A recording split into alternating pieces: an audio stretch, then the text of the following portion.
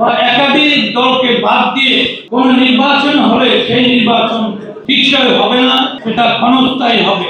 এটি সরকার পরিবর্তনের বিষয়, আর ৭১-এর স্বাধীনতা ত্যাগ হতে পারে না। যখন আমরা দেখি দেশের স্বাধীনতার বিরুদ্ধে কথা বলছেন, মুক্তিযুদ্ধের বিরুদ্ধে কথা বলছেন এবং ৭১-এর চেতনার বিরুদ্ধে কথা বলছেন, তখন আমাদের হৃদয়ে রক্তক্ষরণ হয়।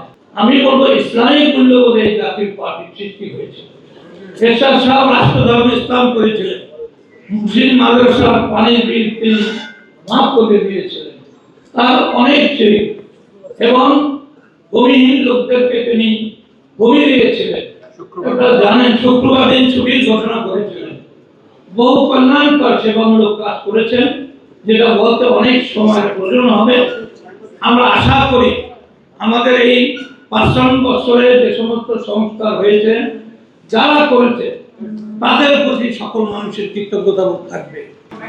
গণতান্ত্রিক চর্চায় এবং জাতিকে ঐক্যবদ্ধ রাখার জন্য আমাদের সাবেক প্রেসিডেন্ট, যিনি আমাদের মাঝে নেই, যিনি এই জাতীয় পার্টির প্রতিষ্ঠা ছিলেন এবং দেশের সকল দলকে ঐক্যবদ্ধ করে তিনি নির্বাচন দিয়েছিলেন ১৯৮৬ সনে।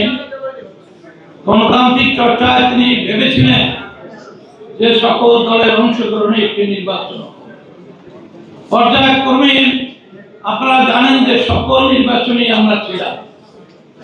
এবারে যে পরিস্থিতি, আমরা আশা করি প্রধান উপদেষ্টা মহোদয় এবং তার সরকার সকল দলকে নিয়ে নির্বাচন করবেন। আর মনোবল হতে হয় স্পাদ্রিত। জেরুজালেম ২৫ বছরের পথ চলায় নিরাপদে রাখার প্রত্যয়ে কোন দলকে বা একাধিক দলকে বাদ দিয়ে কোন নির্বাচন হলে সেই নির্বাচন টিকসই হবে না, সেটা ক্ষণস্থায়ী হবে। অতীতের থেকে আমাদের শিক্ষা নিতে হবে।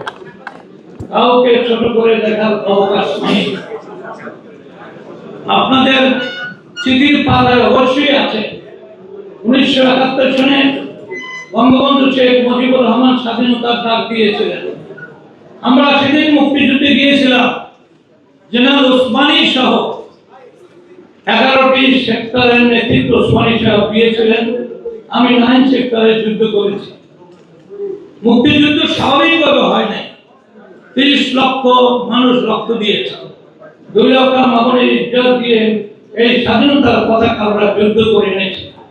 এটি সরকার পরিবর্তনের বিষয়, আর ৭১-এর স্বাধীনতা ত্যাগ হতে পারে না।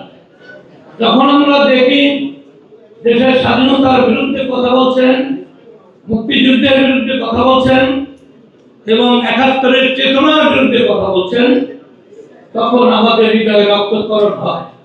একই সাথে আজকে এই শুভ সূচনায় আমাদের ফ্রন্টের বলতে চাই যে সেনাবাহিনী ৭১ সনে মুক্তিযুদ্ধের নেতৃত্ব দিয়েছিল।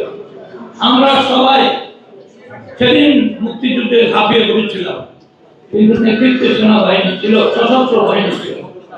আর এই সশস্ত্র বাহিনী ছোট করে কটাক্ষ করেন এবং তাদের নানাভাবে অবৃত্তিপূর্ণ করাটা যারা মুক্তিযুদ্ধ করেছে আমাদের দ্বারা রক্তক্ষরণ হয়। আমরা আমাদের বিবেকের কারণে বলতে চাই যে রাজনীতিতে কেউ ছিল শত্রু নয়। আসুন আমরা সকলে মিলে একটি আধুনিক বাংলাদেশ গড়ি, একটি নূতন বাংলাদেশ গড়ি, যে স্বপ্ন দেখেছিলেন হোসেন মোহাম্মদ এরশাদ।